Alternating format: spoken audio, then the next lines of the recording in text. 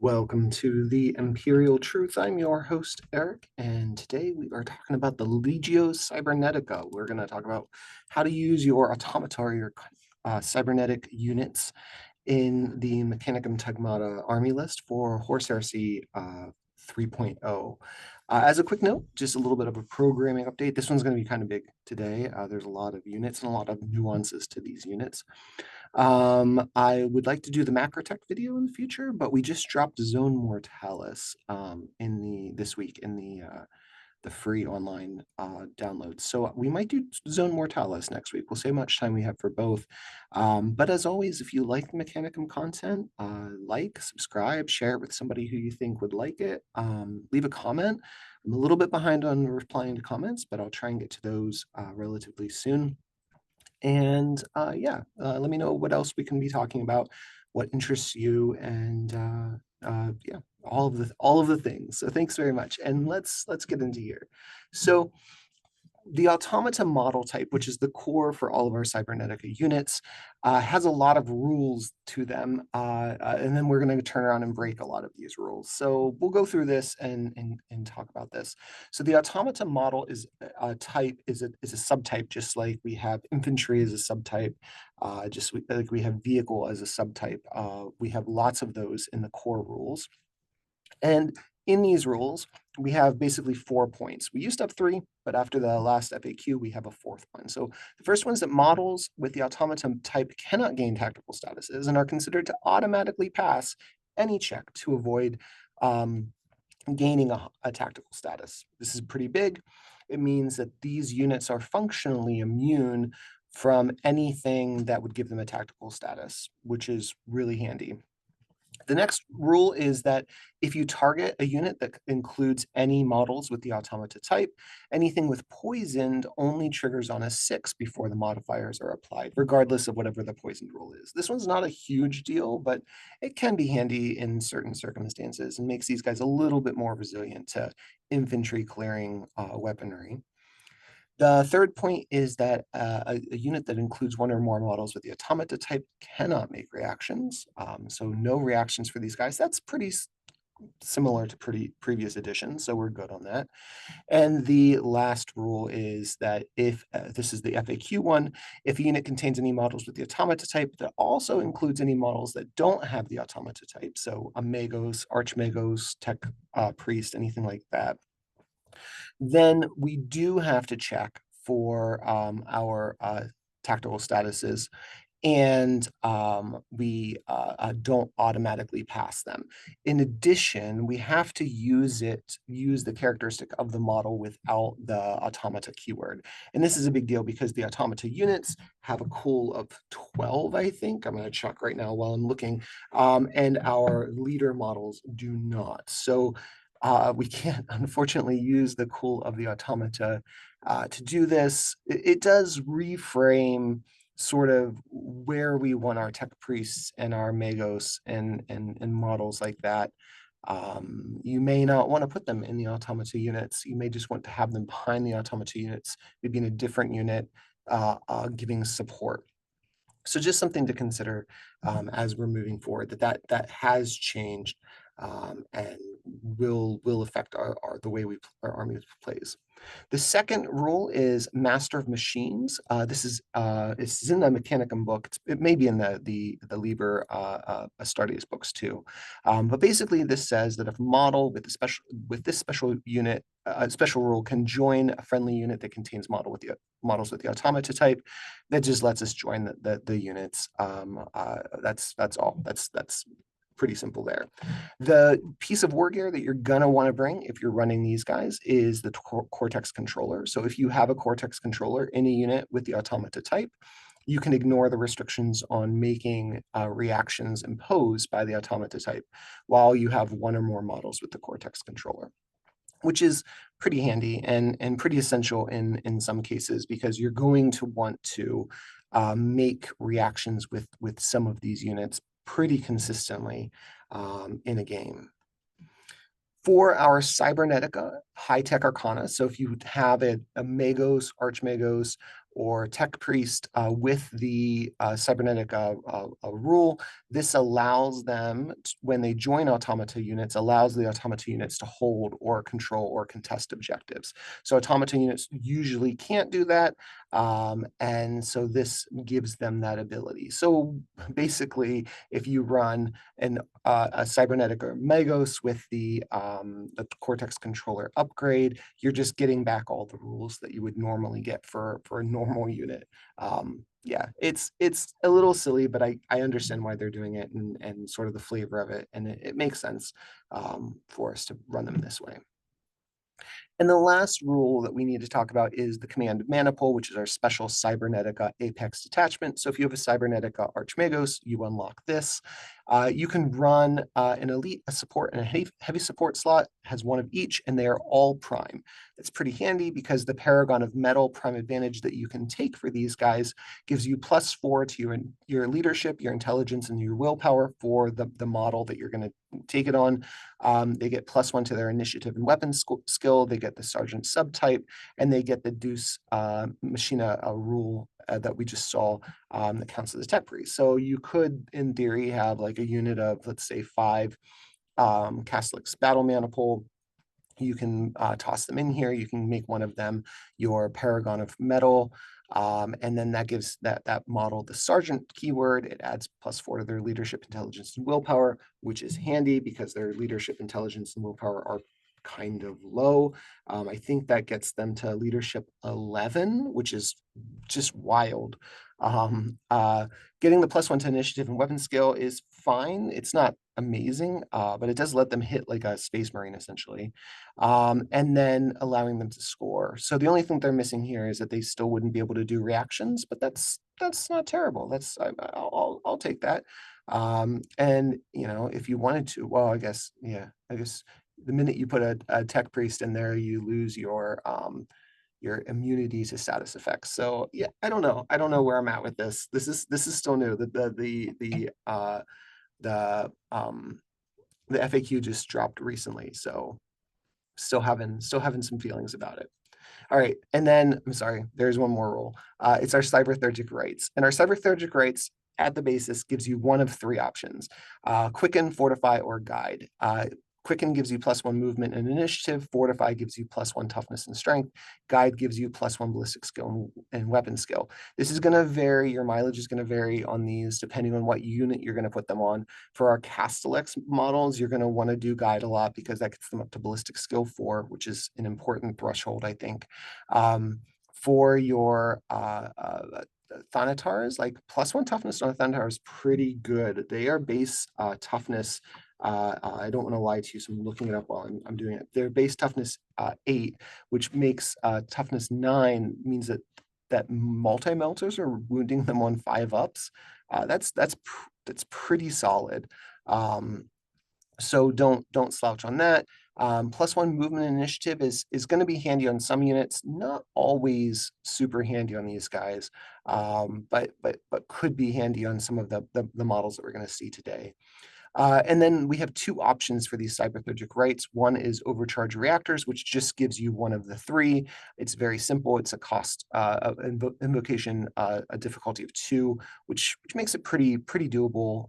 You will get it more often than not with most of your models. Programming interrupt is a difficulty value of 4, which if you go back to the Science of Slaughter dice math video, we talk about those numbers, and you can start to watch those percentages precipitously drop because 4 ends up being a much bigger threshold for us than 2. So, but programming interrupt also gives you one of your cyberthergic statuses, and then also allows you to make a free reaction, and then it immediately expires once you've made that reaction. So that's not terrible. I think it's pretty handy. I would probably usually keep it on an Archmagos because they're usually going to have an effective int of 12, which means you need to show an 8 on 2 dice to make that happen. That's going to happen pretty often. I think it's like 70% of the time. And then you just get a free reaction every turn out of them. So yeah, there's that one. All right, so let's start talking about these units, and we're going to go through the book, and then we'll go through the PDF and talk about them. I have not played with all of these units. Some of this is speculation on my part. I don't own any of the Forge World models, and they're cool models, but I would like them to be I would like them to be in plastic. So the Scyllax or Scyllax, I'm not sure where our hard C is in the Greek pronunciation of that.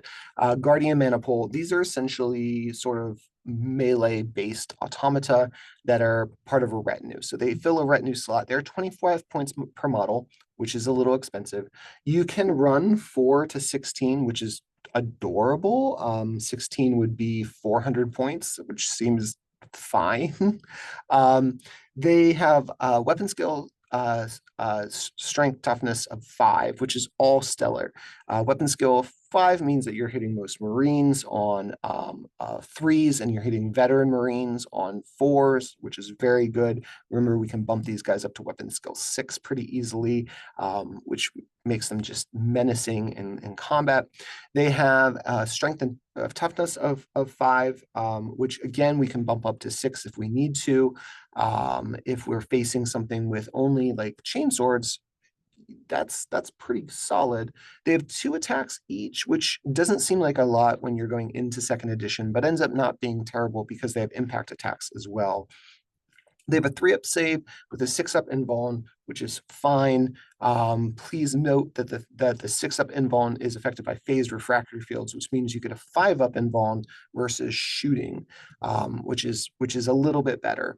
And 2 wounds each means they're pretty durable. These are essentially comparable to like your Space Marine veteran type models, and they are in their sort of stat line. They're not too far off from them.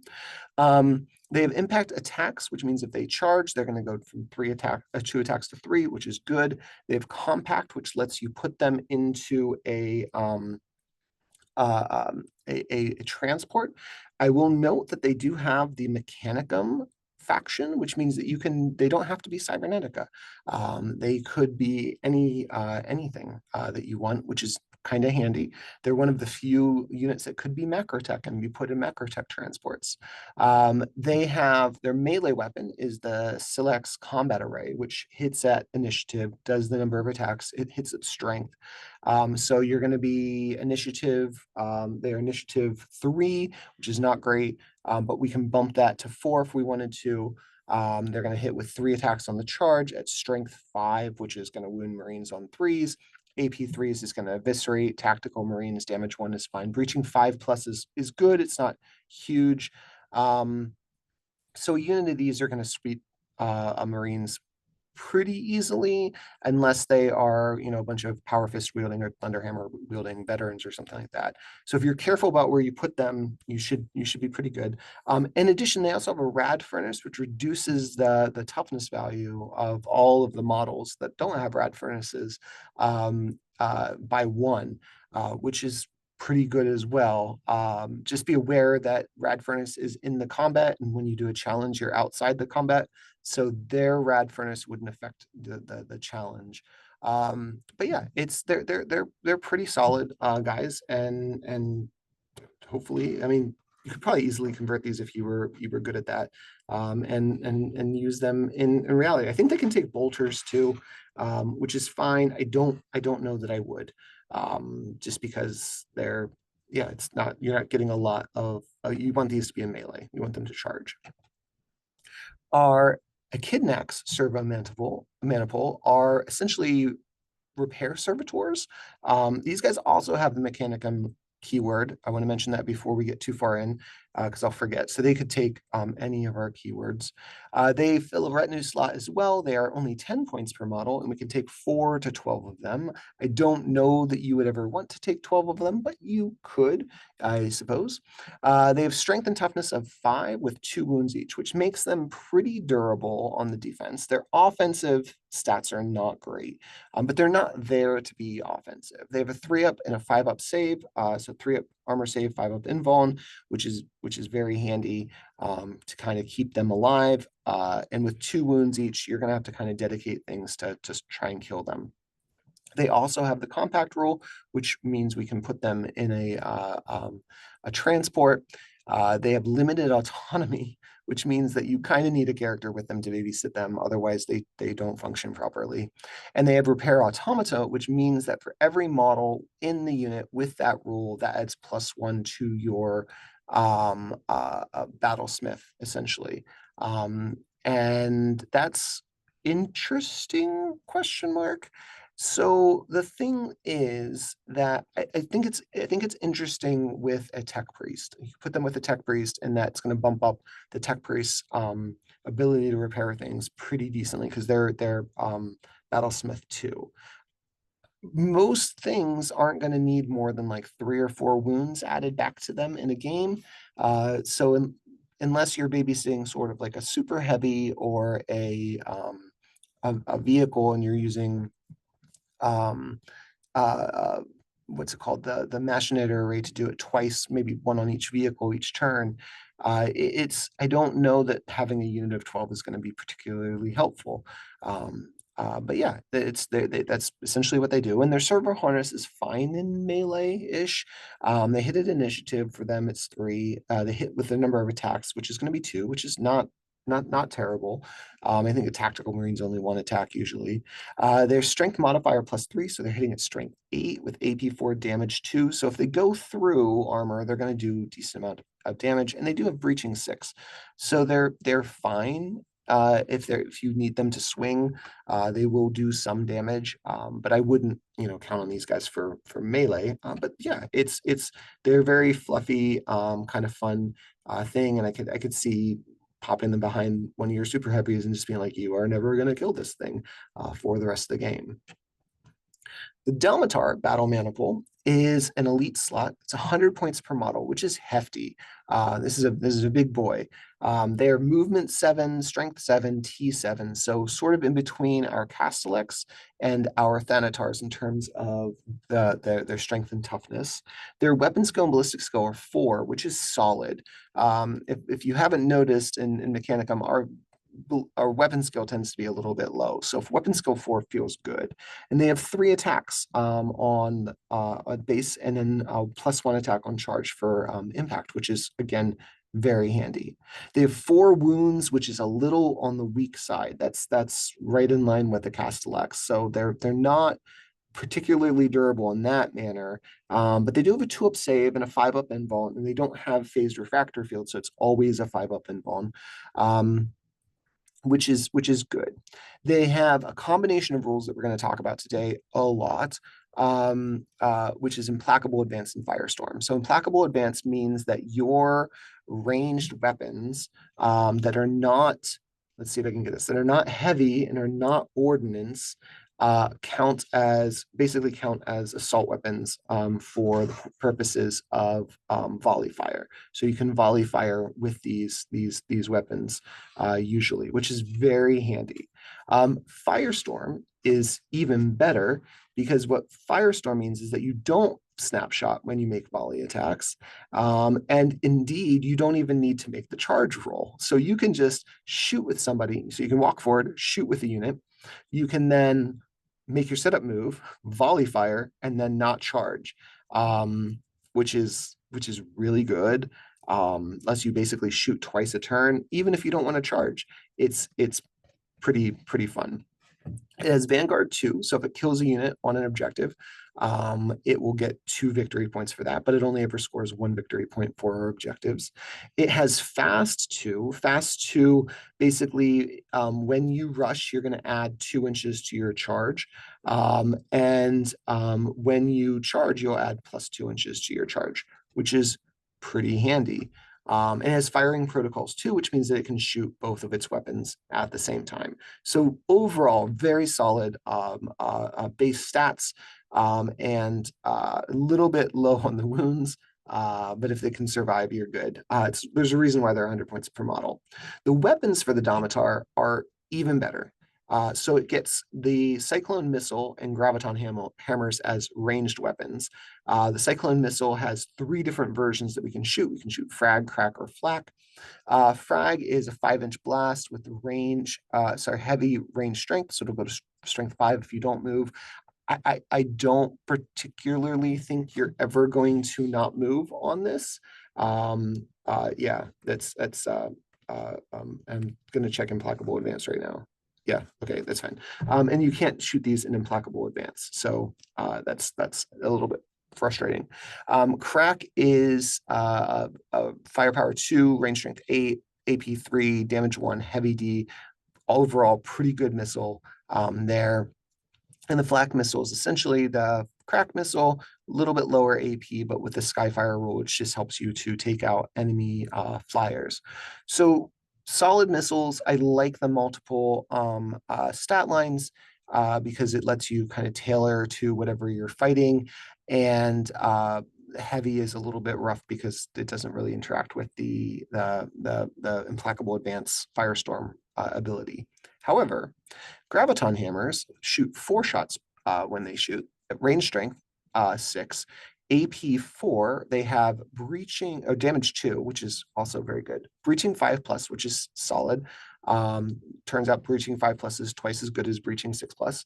It has shocked pinned, which is really interesting because you can use this to shoot into vehicles and apply pinning to them.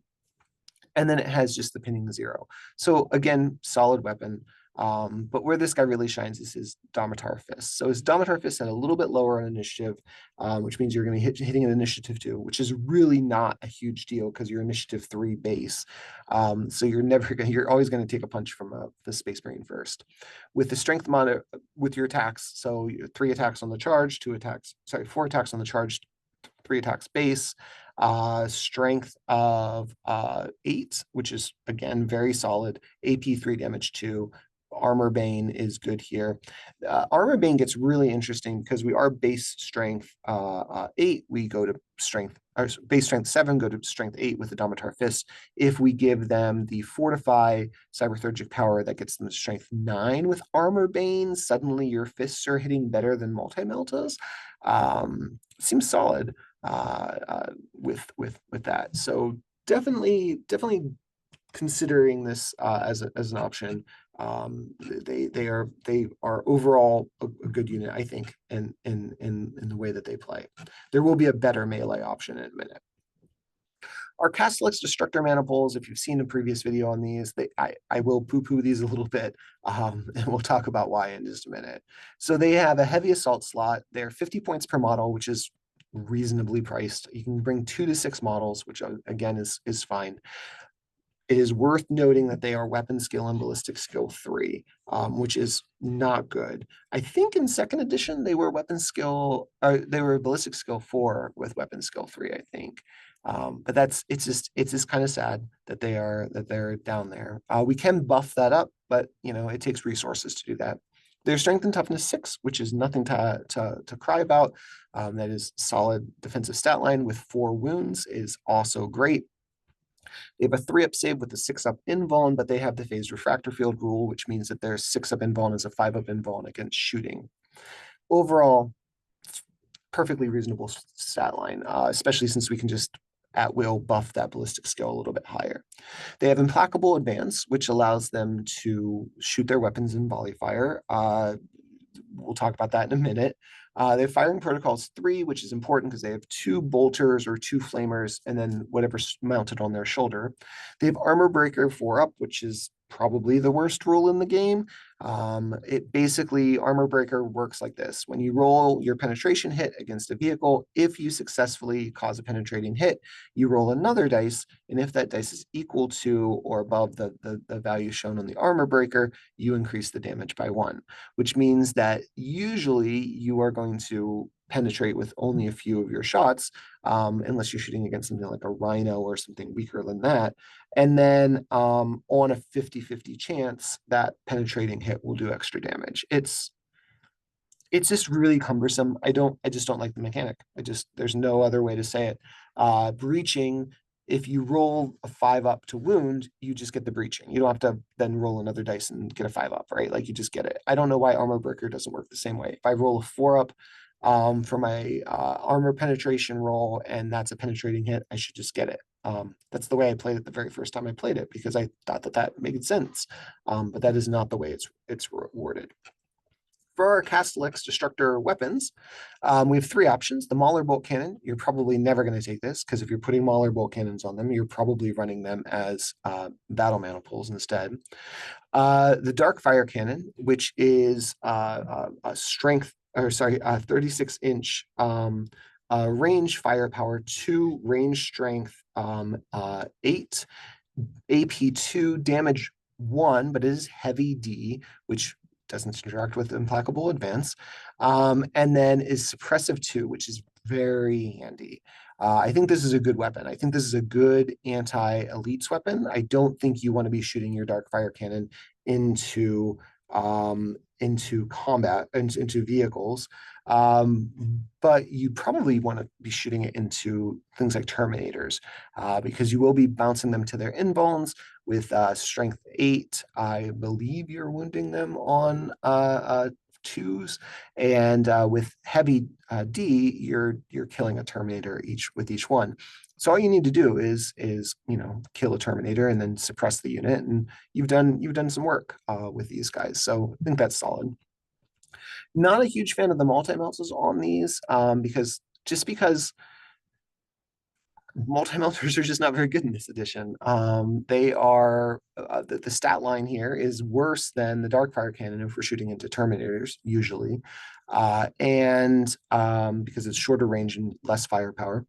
If you're shooting into vehicles, you really want to be within 8 inches so you can get that melta damage, because that's great. But these guys don't have stable or anything, so you're never going to get the range strength bonus if you're trying to get within 8 inches. I suppose if you had a vehicle that was shooting you within 8 inches and you reacted fire with it, you could do it. But generally speaking, you're not going to be getting the range strength bonus and the melta bonus at the same time. And we did a whole video with another Science of Slaughter on Land Raiders and talked about how just absolutely freaking impossible it is to kill a Land Raider with multi-meltas. It's really difficult. So I don't think that these guys are the optimal way to build your Castellax right now. I think that the optimal way to build them are our Castellax Battle Maniple. Our Battle Maniple is a support slot, so it's not easier to get, but we do have a detachment that allows you to put 4 of them in there. So if you wanted to run 4 units of Castellax Battle Maniple, you could do that for 1 detachment. There are also 50 points per model. You can run 2 to 10 models. If you have run 10 Castellax Battle Maniple in 3rd edition, please let me know. I want to hear how that went. That seems hilarious. It's only 500 points, so it's not impossibly expensive. They have weapon skill, ballistic skill 3, which we've already talked about. We really, really want that guide power here to get us to ballistic skill 4. Strength and toughness of 6, which again is pretty solid. No complaints there. 4 wounds, which makes them as durable as a Domitar, with a 3-up, 6-up save with phased refractor fields as before, which bumps us to a 5-up invuln if we are being shot at. These guys have the implacable advanced firestorm combo, and these guys capitalize on it. That is what they do. All their weapons can be shot all the time, and they are never snap firing with them, and they can do it twice a turn, which is phenomenal. And so we have some weapon options. I'll talk about how I've been running these guys and how I like them. Yeah. So here are our options. For ranged weapons, we're locked into the Mauler Bolt Cannon. We can't swap that, but let's talk about the Mauler Bolt Cannon here. It's firepower 4 with a 24-inch range, which is good because our bolters are 24-inch range, and I'm a big fan of being able to shoot all of our weapons all the time. It is range strength 6, which is solid. We're wounding Marines on 2s. It's AP 4, which is not great, but it's fine, with damage 1 and shred 5 up, which is okay. It'll come up every now and then, but it's, these guys really want to be bullying tactical Marines off of objectives. That's really what they want to do. They have pinning 0, which again is great. I love it. They have 2 bolters, 1 in each fist. Bolters are bolters. Firepower 2, range strength 4, AP 5, damage 1. Just a few more shots. And then you could take flamers with them, which are template weapons. You only get 1 shot. Their range strength 4, but they have panic 1, which is the big thing here. And you could take a flamer in each fist. So 1 guy with 2 flamers can shoot 2 flame templates, which is good. What I think these guys really want to do is they want to move up the board. They want to shoot you in the shooting phase with all of the weapons and try and get a status effect on you. And then they want to move forward during the assault phase and shoot you again with all the weapons and try and get a status effect on you, hopefully getting panic on you, but if not panic, then at least pinning. And then maybe if you want, you can charge your unit in, and with the status effect, they will be hitting you at initiative 1. So suddenly these guys can do some work, especially if they have guide on them. They will kill a few Marines. But like I said, they're really there just to bully tactical Marines, because tactical Marines have no answer for these guys. They don't care if they get shot by bolters. They don't care if they get punched by tactical Marines. They're just okay. They're just not going to get hit or not going to get taken out. Melee weapons, they come equipped with shock chargers, which hit a little bit lower in initiative, but still not initiative 1, which is important because if you status effect a unit, they'll be at initiative 1. They hit it with their attack modifier, which is just 2. Strength modifier +2, which gets them to an 8. It's not really going to help us against our main targets, but it can be handy if we want to try and punch a rhino, for example, especially since we can give them +1 to their strength. AP4, not great, but not terrible. Damage 2 is also fine. So shock chargers are fine, but the pair of power blades is actually a pretty good weapon. That hits at initiative, hits at our strength and our attacks modifier. AP3, so again, we're eviscerating Marines with these. Breaching 5+, so we can even do some work against something with Terminator armor if we needed to. So overall, pretty good. My current loadout with these guys is a unit of 5 with 3 with power blades and 2 with double flamers. It keeps all the models equal in points, kind of distributes the points across the unit evenly. And then the objective here is to move these guys up onto an objective, block the charge lanes, get in the way, bully infantry units off of objectives, and try and hold them against that. They really don't like being in melee with Terminators. They really don't want to be in melee with elite infantry. Although it depends on what you're fighting with, right? They don't, a unit with lightning claws will do some wounds and maybe kill a model a turn, but like, do you really want your elite Vanguard unit to be locked up with a unit of Castellax for 2 or 3 turns of a 4-turn game, right? So they're a good set piece unit, and I think that they're one of the better options for us for Cybernetica.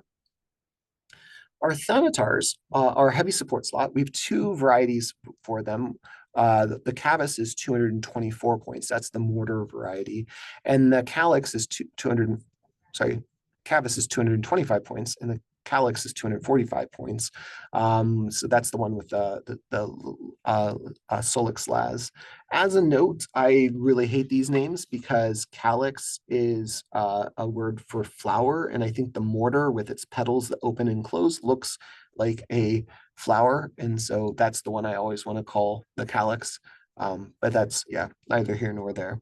These have ballistic skill 4, which is good because we don't always have to guide them, and weapon skill 3, which is not great, but typically you don't want them in melee. I don't think my Thanatar Calyx has ever been in melee in either edition of the game. They want to be shooting. They've strength and toughness 8, which is phenomenal. We talked about earlier that we can put fortify on them, and that'll get us to toughness 9, which is going to help us against the heavy weapons that are going to want to try and take these guys out. They have 10 wounds. They have 10 wounds, guys. They have 10 wounds. That's outstanding. They have 10 wounds. Put a tech priest with these guys with the servo arm, heal 3 wounds every turn.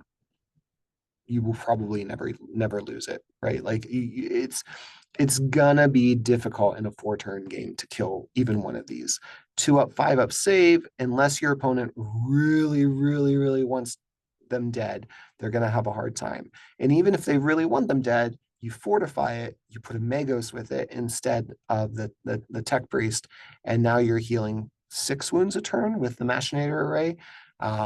Yeah, so unless they one-shot it or one-round it, they're not going to kill it, which is solid. That's a good distraction card affix to pull up 40k term. They have implacable advance, which is Not huge on the Calyx, but could be handy, question mark, on the Cavus. Um, uh, um, uh, Never mind. The Cavus is an ordnance weapon, right? I'm gonna check.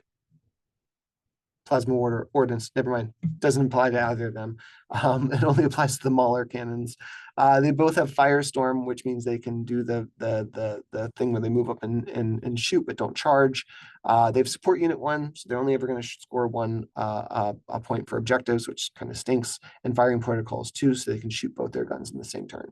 They cannot, to my knowledge, cannot target separate units with the weapons. So I don't normally shoot the Twin Mauler bolt cannon because I'm usually using the shoulder mounted gun, which has a better range and so is often doesn't want to move. So there is that. So in terms of configurations, I put both configurations up here so that we can talk about them individually rather than split them ranged weapons versus melee weapons. I just think this makes more sense. So they both have twin Mauler bolt cannons, which are better than twice as good, question mark, as a single bolt cannon. So still firepower 4. That seems wrong. I'm going to check. I might have done a typo, so I apologize. I am wrong. It is firepower 6. So firepower 6, I apologize, on those. Range strength 6, AP 4, damage 1, pinning 2, which is way, way better than pinning 0, and shred 4+, which is fine. It's not going to come up a whole lot. So again, a good status effect weapon if you can get in range and shoot it. I think it's probably more likely that you're going to do it with the Cavus than the Calyx, because the Cavus, as we're going to find out, doesn't lose quite as much when it moves as the Calyx does. The Cavus also has a plasma mortar, which looks like a flower, which we would call a Calyx, which really bothers me. It only has firepower 1, but it is range strength 8 with a 5-inch blast, which is solid. It has ordnance range, which means if you stand still, you double the range to 72 inches, which means you can pretty much shoot the whole board because it has barrage. And it has damage too. So this is a really good gun. My only complaint here is I wish it had pinning or some sort of status effect that we could dump on things. I feel like a giant ball of plasma falling on you would definitely cause you to be scared. But Barrage 2, if you're not familiar with Barrage 2 means we can shoot indirectly, but when we shoot indirectly, we don't roll to hit with our ballistic skill. We instead roll 2d6 from the 2 there, and that's how far we scatter. With a 5-inch blast, you're normally going to hit something, but we also have access to the Cognis Signum, which allows you to make an intelligence check with the model with the Cognis Signum, target a unit, basically light them up with lasers, and then you can roll your ballistic skill to see if you hit. You don't have to. You can shoot indirectly without the barrage stuff. So very solid model. Gonna kill things. Solar Auxilia. Really hate this thing, but they are good just generally against targets. Their weapons are shock chargers, which are fine. If you're in melee, this guy's going to beat some things up, but I don't think you're going to want to be in melee with it. So yeah, it's not going to do a lot in melee. They do have 3 attacks, but they don't have impact attacks or anything anymore. I think they used to do damage when they charged in. All right. Our Calyx option, which is a little bit cheaper, but I think is disproportionately better, also has a twin Mauler bolt cannon, which we just talked about, which I also did the firepower wrong here, so I apologize for that. It has the Scyllax Heavy Las, which is a far cry from the second edition Scyllax Heavy Las, but is still fine. So our Scyllax Heavy Las has a range of 48, which is good because we have Ordnance D, and we want to probably stay still if we can with this thing. It has firepower 2, which is good because, again, you're going to shoot twice and hit once. That's the way these things work. Has range strength 10, which is phenomenal. This thing actually has a reasonable chance of cracking a Land Raider, which is big. AP2, so if you want to shoot it at a character or a dreadnought, I guess you can, and it's going to do some damage. It is damage 2, but Ordnance D, so if you don't move, it'll be damage 4. That's pretty solid.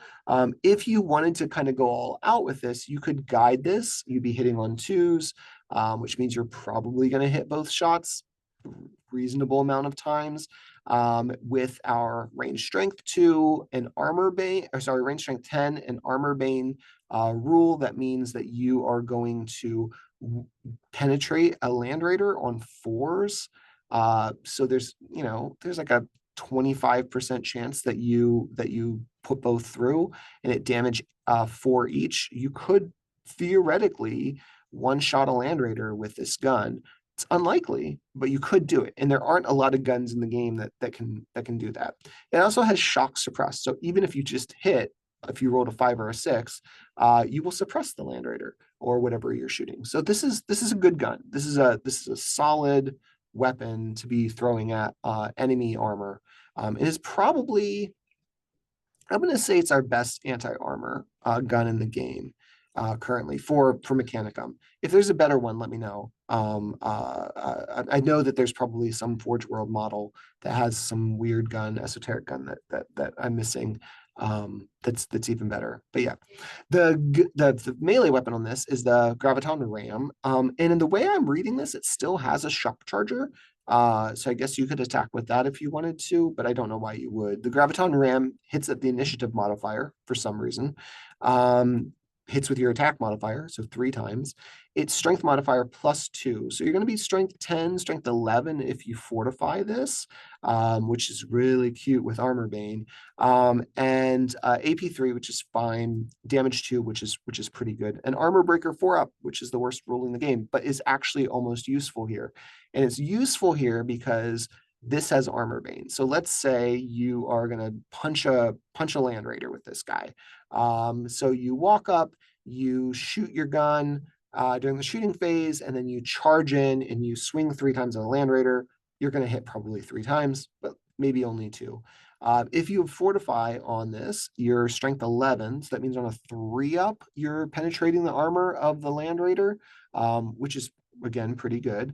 And you're base doing 2 damage with each of those, but you have a 50% chance of doing 3 damage with each of those, which is again not bad. The Graviton Ram can do things. I've never I've never been that close to the enemy to be able to do it.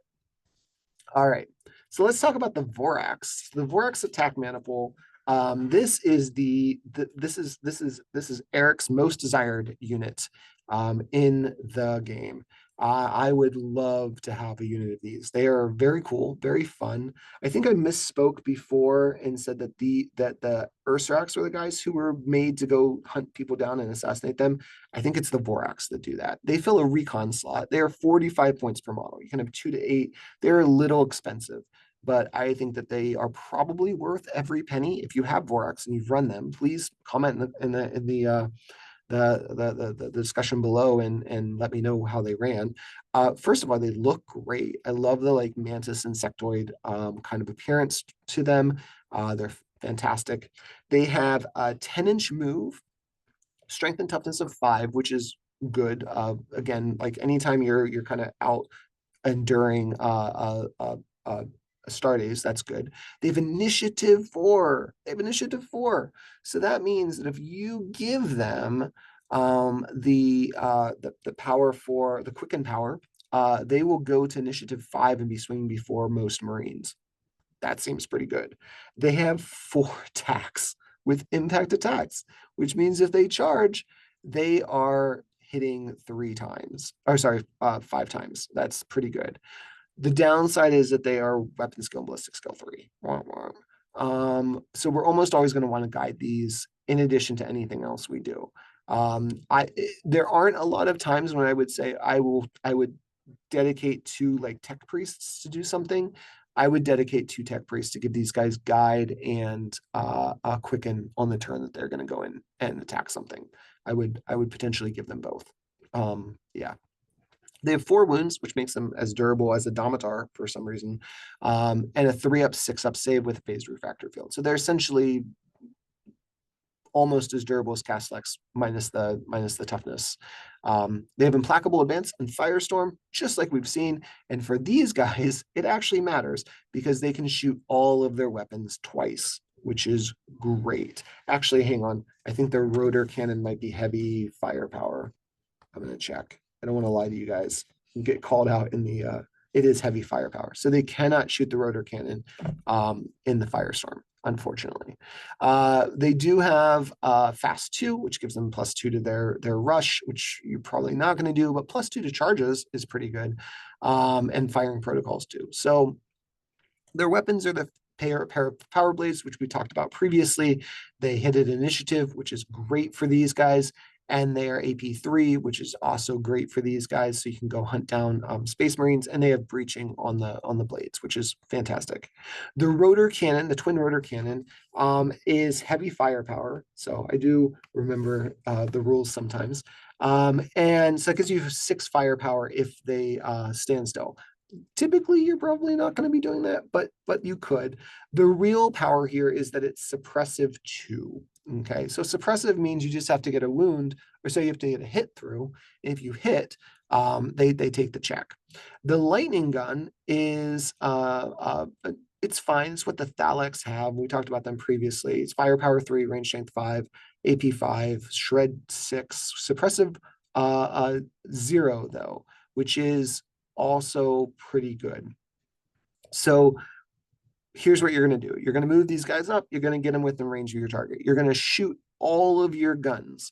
You are going to make your opponent check for a suppressive check at some point because something is going to hit, probably suppressive 2. And then one of these guys is going to swap their lightning gun for an IRAD cleanser. IRAD cleansers are radiation guns, but they have a template, right?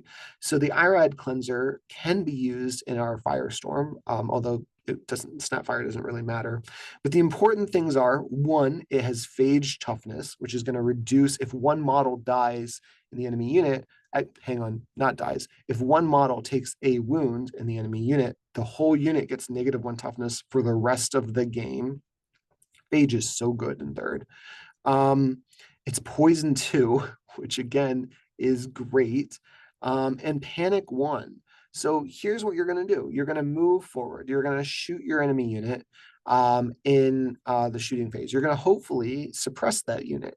If you don't suppress that unit in the shooting phase, you're going to make your incredibly long setup move, and then you're going to shoot again. And you're going to try and suppress them with the lightning gun or give them panic with the IRAD cleanser and get a status effect on that unit. And then you're going to charge in, and they're going to eviscerate whatever they hit because hopefully your weapon skill 4, which is not huge against Marines, but what you're going to be doing is you're going to be wounding them on 3s.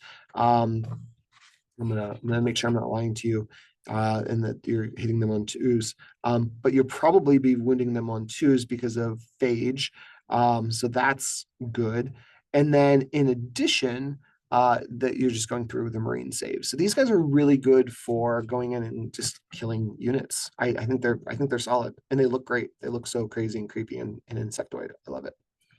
I apologize for the bad picture. I'm trying to find actual pictures of real models from the Forge World stuff, and sometimes I think this is from Lexiconum.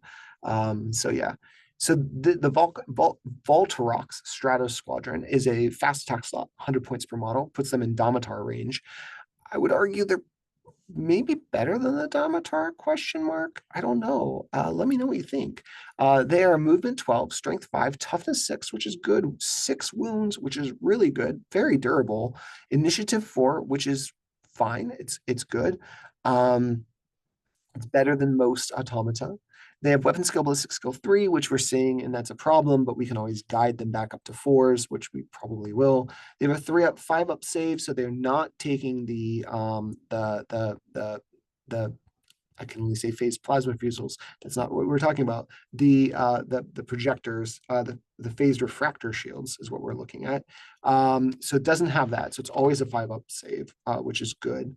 They have implacable advance, which lets them use their non-heavy weapons to do our volley fire and firestorm, which keeps them from snap firing, which is good. And firing protocols too. And anti-grav, which is not, it's good. It's just not what it used to be in 2nd edition. So yeah, so this has a few options for the weapons, and you get all of these. None of these get swapped. So we have an arc blaster, which is 24-inch range, firepower 6, range strength 6, AP 5, damage 1, suppressive 1. Suppressive is great. Anytime you can put status effects on things is phenomenal because it keeps them from scoring. It makes them hit lower. It makes them hit slower and is just good all around. It has shock suppressed. It has shock suppressed with 6 firepower. You are going to shock whatever you shoot on average dice. You will get 1, 5, or 6. You will shock it, which is kind of cool. And then it has the Vultarax missile launcher, which has 2 things that you can shoot. The air burst is fine. It has panic and phage toughness, which is fantastic. Statistically, with a 5-inch blast, you're probably going to get 1 wound through on a unit of tactical marines and then just drop their toughness by 1 for the rest of the game, which is pretty good. And you might just panic them because we love status effects. We really do. It also has a shape charge, which is maybe more interesting. So the shape charge is 36-inch range, firepower 2, range strength 10, AP 2, damage 2, which is a great stat line. 1's going to go through, probably do something. Strength 10 means that you can penetrate rhinos and predators and stuff pretty decently. That's cool. Has shock stunned. So if you get lucky, you can drop a shock stunned and a shock suppressed on a vehicle in the same turn. Your opponent is not going to like that. They're not going to like that at all. Yeah, that's pretty cool. I like that. And there's a decent chance that you put panic and suppressive on a unit. I like it. I think it's good.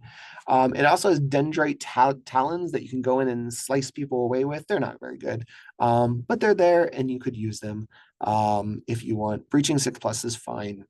It's not going to happen a lot of the time, but yeah, this is good. I like this. This is cool. I kind of wish that the Death Guard kind of corrupted version of this, which I think that's what it is. If it's not, let me know. But the Death Guard has a model that looks a lot like this. And I really wish that was more easy to convert back to sort of make it maybe a dark Mechanicum style Vultarax, because I don't think they're available from Forge World anymore. So there's no way to sort of get these and use them. I would use them. They're pretty cool. All right, our last entry for today, and if you've gotten this far, thank you so much. There's so much stuff to cover. I told you it would be a big one. Is the Arlatax battle maniple. This is basically a Domitar that flies, if you want to think about it that way. They are an elite slot, 120 points per model with 1 to 4 in a unit, which is handy. They move 10, which is fine-ish. I mean, that's pretty fast for an automata, let's be honest. Weapon skill, ballistic skill 4, strength, toughness 7, attacks 3. Like I said, similar to our Domitar. Has 4 wounds, has 2 up, 5 up save, very similar to our Domitar. I'm pretty sure they're just, the story is that they're just like an STC for Domitar that lets them fly. They have impact attacks, Vanguard 2, firing protocols, and Firestorm. So all the things that we need. But we'll look at their weapons because they have interesting weapons. This is taken from the PDF, so I don't have to copy of things over. We have, let's talk about these weapons. We're going to start with the ranged weapons on the bottom. You get paired light autocannons base. They're not damage 2, which is not great, but they're, breaching 6 up is fine. Firepower 4 is fine. Range strength 6 is fine. They're not heavy, so we can volley fire with these, which is very handy as opposed to our plasma cannon. They can take a plasma cannon. I think they have a plasma cannon just built in. And the plasma cannon has 2 shots. One is overload 2. I don't know that you're going to want to overload with these because they're fine on their own. They're heavy range strength, but you're never going to want to do that. They're 3-inch blast with breaching. It's not bad. It's not a bad weapon. And then they have arc scourges and their melee weapons, which gives you an additional attack, which is pretty handy because I think you have 3 attacks base, right? +1 for a charge, and then +1 for the pair of arc scourges, which is 5 attacks at weapon skill 4. That's pretty solid. AP3, you're going to beat up some Space Marines with this. Damage 2 is fine. I'm going to kill veterans if you have to. Although I don't know that you want to put this guy into veterans. And then Shock Suppressed, which again is kind of cute. Just go up and beat the crap out of a vehicle with him. And yeah, this model has Deep Strike, which I think I forgot to mention. I don't know that you want to Deep Strike this in. If you've thought about Deep Strike in third or played with it at all with melee units, let me know. But my initial feeling is you're at best deep striking on turn 2, right? So you're going to deep strike in on turn 2. You're gonna not charge because you can't charge at a deep strike.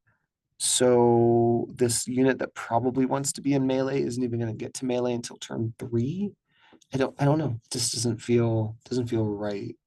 But yeah, that's all of our various cybernetic or automata models. Hopefully you have enjoyed this. If you have thoughts, if I got anything wrong, let me know in the comments. Like I said, always feel free to like, subscribe, share if you want. And yeah, we'll catch you in our next video.